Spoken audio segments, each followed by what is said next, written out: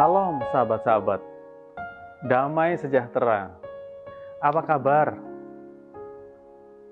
Jumpa lagi dengan saya, Pastor Budianto SSCC. Kali ini dalam suasana yang berbeda, dalam konsep yang berbeda pula. Yang sebelumnya di dalam channel saya, kontennya terdiri dari 2 lagu dan juga renungan.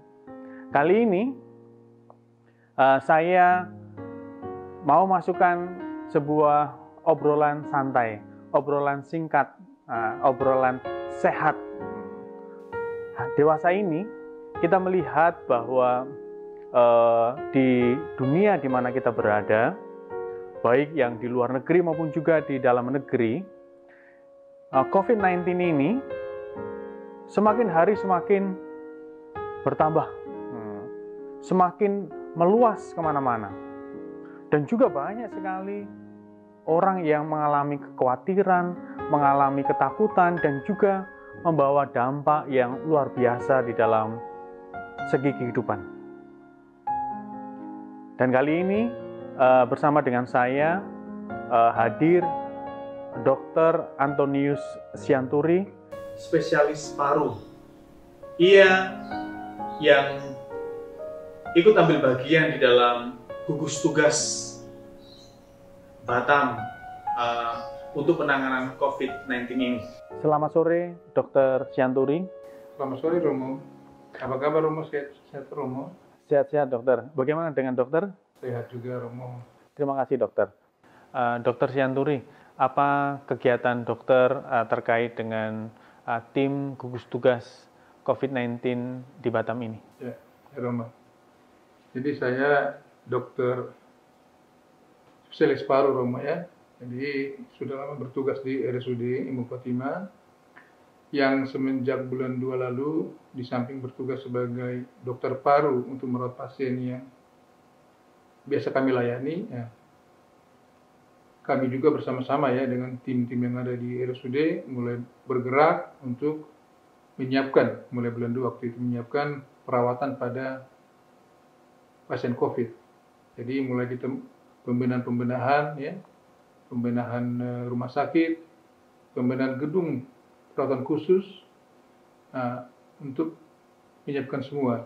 Dengan tidak lupa ya bahwa kita selalu berkoordinasi baik dengan direktur, dengan yang kepala dinas, ya, dengan Pemko. Karena apa? Karena gugus tugas ini juga di Kota Batam ini kan langsung dipimpin oleh Bapak Wali Kota ya, langsung Wali Kota Pak Rudi dengan jajarannya, termasuk Wakil Wali Kota juga sibuk, sekretaris dan lain sebagainya ya, semua ikut terlibat dalam penanganan COVID yang begitu luas di Kota Batam ini. Tentang COVID, dokter, mungkin ada beberapa hal terkait dengan COVID-19 ini yang dapat dokter sampaikan untuk kami semua. Jadi kalau kita ingat sebetulnya, Romo, tepatnya pada tanggal 2 Maret ya, 2 Maret yang bulan lalu tahun 2020, pertama kali ada 2 pasien COVID-19 di Indonesia yang diumumkan oleh Presiden langsung pada saat itu. Dan pada saat ini jumlah kasus sudah mencapai 57.850-an. Wah, banyak ya, dokter ya? Ya, memang semakin hari semakin banyak, bahkan hari ini juga dikatakan ada kurang lebih 1.000 lah yang kasus baru lagi. Oh. Jumlah kematian kurang lebih 2.500, jumlah kesembuhan sekarang adalah ada sekitar 25.500 pasien yang sembuh. Jadi COVID-19 yang kita kenal pada saat ini memang sudah bukan cuma kita kenal ya, bahkan sudah seluruh dunia karena sudah menjadi pandemi. Suatu penyakit yang sebetulnya disebabkan virus yang sudah lama, Romo. Sudah lama dia. Kita masih ingat pada saat itu, pada tahun 2009 sampai 2010, pernah ada wabah pandemi juga waktu itu, yang kita kenal sebagai SARS waktu itu ya. Oh iya. Ada kemudian diikuti oleh MERS-CoV ya, Middle Age Respiratory Syndrome pada saat itu. Cuma mereka memang cepat dia hilang, cepat muncul, cepat hilang, karena sifat virusnya pada saat itu dia lebih banyak sebaran antar manusia ke manusia itu sangat kecil kemungkinan, bahkan dikatakan relatif hampir tidak ada. Berbeda dengan virus yang sekarang ini, yang COVID-19 ini, sudah dapat dipastikan memang antar manusia. Oh. Jadi berbeda sekali antar manusia dan sangat cepat dia. Kenapa sangat cepat, Romo? Karena dia menular melalui percikan ya. Percikan yang kita dari orang lain yang batu, atau kita berdekatan dengan orang-orang yang sudah terpapar virus. Misalnya kita tidak mengikuti protokol kesehatan, kita bersama-sama dengan jarak di bawah 1 meter, atau kita bersama dengan orang-orang itu dalam kelompok-kelompok misalnya, apalagi dalam kelompok besar, kita tidak menggunakan misalnya masker pelindung. Ya, jadi kita pun bisa terpapar. Jadi yang menarik pada COVID ini juga, yang menarik ya, pada awalnya memang banyak menyerang yang usia yang lebih tua. Pada saat sekarang ini ya, lebih banyak menyerang usia yang produktif, terbalik. Jadi memang kalau kita runut kejadiannya mungkin dikaitkan dengan pelonggaran aktivitas ya, yang dulu lebih diketatkan, sekarang lebih dilonggarkan, akibatnya tenaga kerja, anak sekolah ataupun juga para pegawai sudah mulai bekerja, misalnya pasar-pasar sudah dibuka, itu kan aktivitas orang-orang muda. Makanya sekarang bergeser. Tadi dikatakan bahwa ada penurunan ya dokter ya untuk kematian itu ya, mereka yang terpapar COVID-19. Kenapa kasus kematian menurun bahkan hampir tidak ada, khususnya yang di Batam? Di Batam sendiri sampai saat ini adalah sekitar 12 orang yang meninggal ya, seorang meninggal. Yang menarik Romo tadi yang Romo tadi bilang tadi, pada akhir-akhir ini memang betul Romo, jumlah kematian semakin berkurang. Bahkan nyaris akhir-akhir ini hampir tidak ada lagi. Jadi banyak yang masuk, dilakukan isolasi, tapi dia keluar dengan baik. Jadi ini adalah angka kematian, peningkatan jumlah kasus ya, dan juga angka kesembuhan itu adalah sebetulnya salah satu indikator apakah tugas-tugas gugus COVID itu dilakukan dengan baik tidak. Jadi kalau angka kematian menurun, jumlah kasus juga menurun, artinya indikator bahwa memang tugas bersama itu dilakukan dengan baik. Gitu. Karena ada 4 pilar sebetulnya penanganan utama pada kasus COVID. 1, cepat ditemukan, deteksi dini, ya, diagnosis dini, pengobatan cepat dini, isolasi cepat, dan preventif yang cepat. Jadi nampaknya hal ini sudah dilakukan di sini, di Batam ini, belakangan ini. Pasien itu cepat ditemukan, belum ada gejala pun sudah ditemukan, dan dirawat, diisolasi, sudah dilakukan perawatan, pengobatan preventif dengan sangat cepat. Akhirnya semua pasiennya sembuh dengan baik. Ya. Bagaimana dengan warga di Batam, dokter? Apakah mereka ini sudah sungguh menerapkan protokol kesehatan sebagaimana yang diharapkan oleh pemerintah, diharapkan oleh tim gugus tugas COVID-19 ini? Ya, kita memang harus bisa berkata jujur, Romo ya, jujur bahwa memang mungkin kalau kita lihat, walaupun kita belum pernah melakukan penelitian, Romo ya, barangkali masyarakat yang melakukan atau mengikuti protokol kesehatan itu baru sekitar 60% barangkali. Ya. Jadi karena memang kan penanganan COVID ini ya, kan tidak bisa hanya oleh pemerintah, tidak bisa hanya oleh petugas kesehatan kan.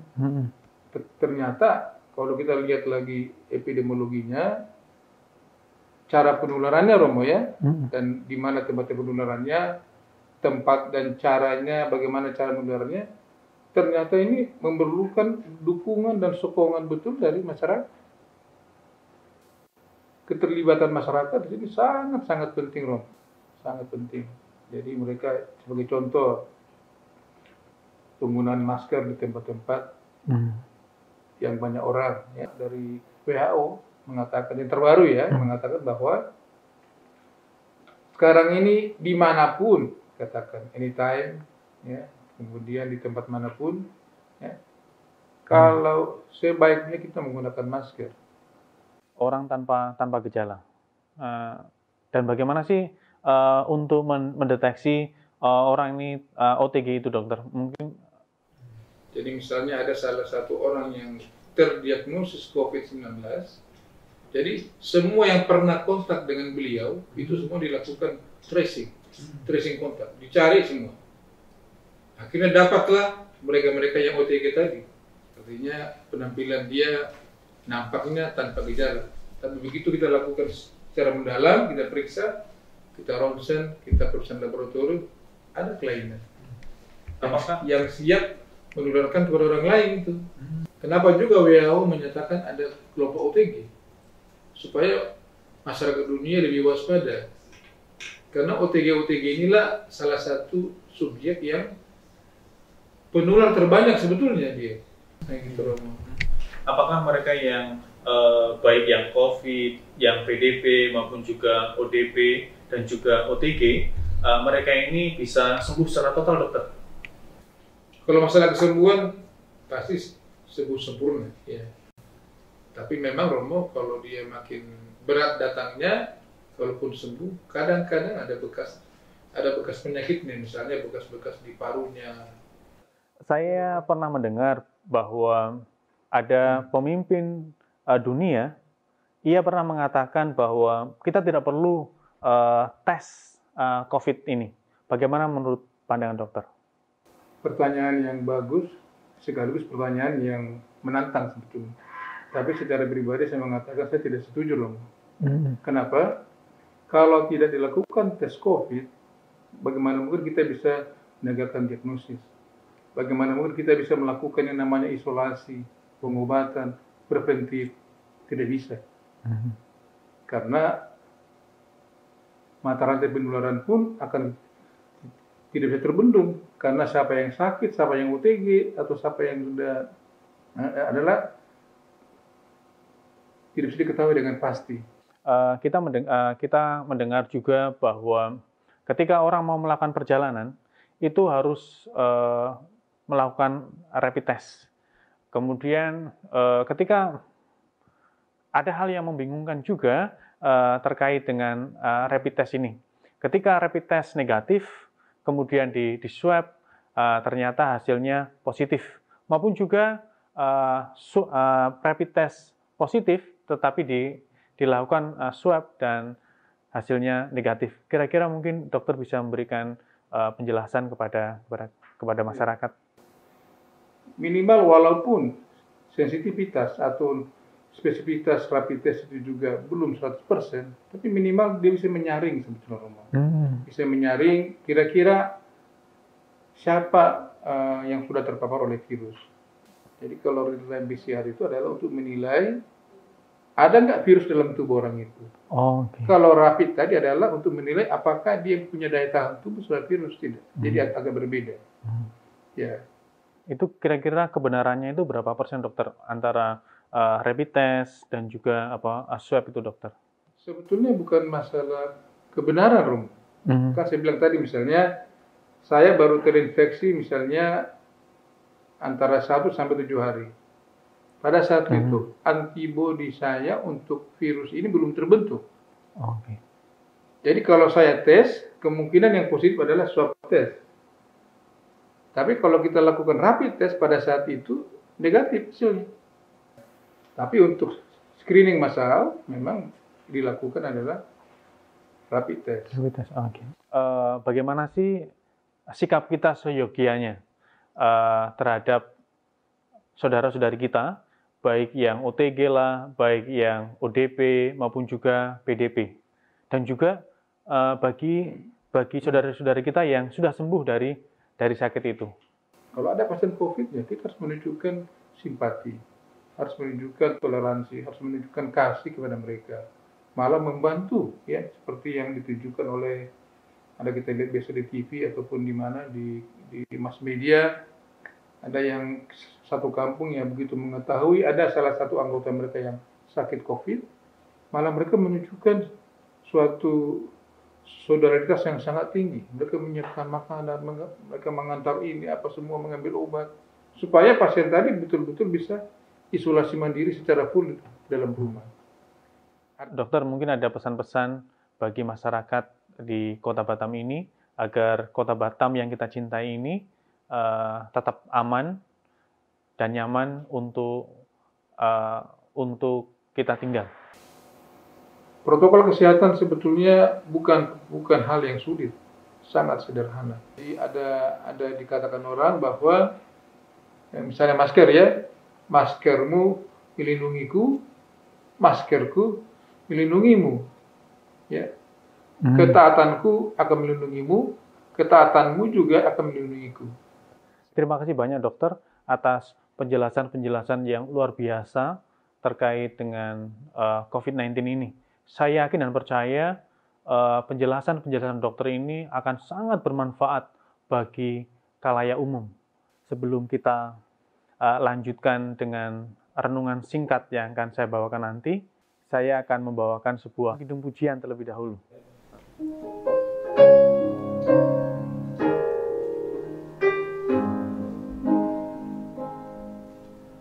Banyak perkara yang tak dapat ku mengerti, mengapakah harus terjadi di dalam kehidupan ini. Satu perkara yang kusimpan dalam hati, tiada satu pun kan terjadi tanpa Allah peduli. Allah mengerti, Allah peduli segala persoalan yang kita hadapi, tak akan pernah dibiarkannya ku bergumul sendiri, sebab Allah mengerti, sebab Allah mengerti.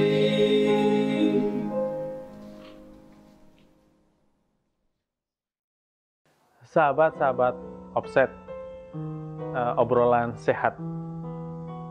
Kali ini saya mau menyampaikan 2 renungan singkat. Yang pertama tentang kepatuhan. Kepatuhan yang sudah digaungkan oleh pemerintah, oleh tim gugus tugas COVID-19, Dr. Sianturi bersama dengan tim, dan juga para tenaga medis, para dokter, para perawat, dan juga para volunteer yang ikut terlibat di dalam proses penanganan COVID-19 ini.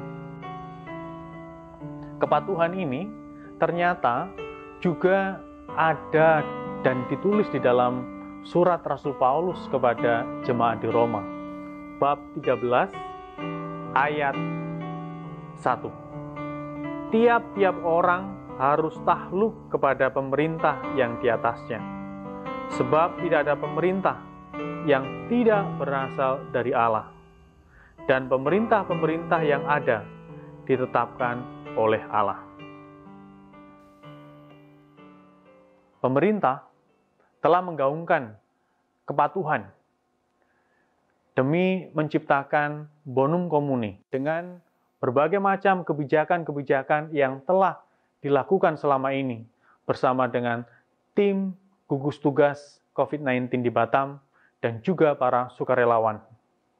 Kita semua diajak dan diundang untuk mematuhi seluruh kebijakan-kebijakan itu demi kesejahteraan bersama. Jika kita mematuhi apa yang kebijakan-kebijakan itu berarti kita mematuhi Allah sendiri. Karena pemerintah adalah wakil Allah. Pemerintah berasal dari Allah sendiri. Yang kedua, hidup kita saat ini, di mana di tengah pandemi corona ini, kita mengalami begitu banyak ketakutan-ketakutan. Takut bisnis macet, takut mati karena virus corona ini, takut juga bersosialisasi dengan sesama kita, dan banyak sekali ketakutan-ketakutan lainnya. Tuhan mengajak kita dan mengundang kita untuk tidak takut. Dari perjanjian lama sampai perjanjian baru, kita tahu bahwa 365 kalimat jangan takut tertulis di dalam kitab suci. Artinya apa? Artinya bahwa kita diajak dan diundang untuk tidak takut. Melainkan kita harus berani. Karena Tuhan sendiri yang mengajak dan mengundang kita agar kita tidak takut. Kita dapat baca dari Yesaya bab 41 ayat 10. Jangan takut karena aku menyertaimu. Jangan khawatir karena aku adalah Allahmu. Aku akan menguatkanmu. Aku akan menolongmu. Ya, aku akan menopangmu dengan tangan kanan kebenaranmu. Di sini Tuhan meneguhkan kita untuk tidak perlu takut, tidak perlu khawatir akan hidup kita. Karena Ia akan senantiasa menyertai dan menolong kita dimanapun kita berada. Karenanya, mari kita mohon Tuhan untuk memberkati, mendampingi kita, mendampingi persiaran hidup kita, agar kita semua terbebas dari COVID-19 ini. Asal kita juga taat kepada protokol kesehatan. Mari saudara-saudari yang terkasih, kita mohon Tuhan untuk menyertai dan mendampingi kita semua. Dalam nama Bapa dan Putra dan Roh Kudus. Amin.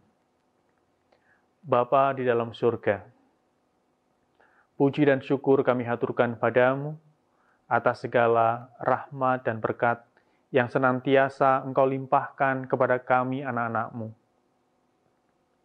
Kami bersyukur karena Engkau boleh hadir dalam para gugus tugas COVID-19 ini, para pemerintah dan juga para volunteer di dalam mengentaskan COVID-19 ini.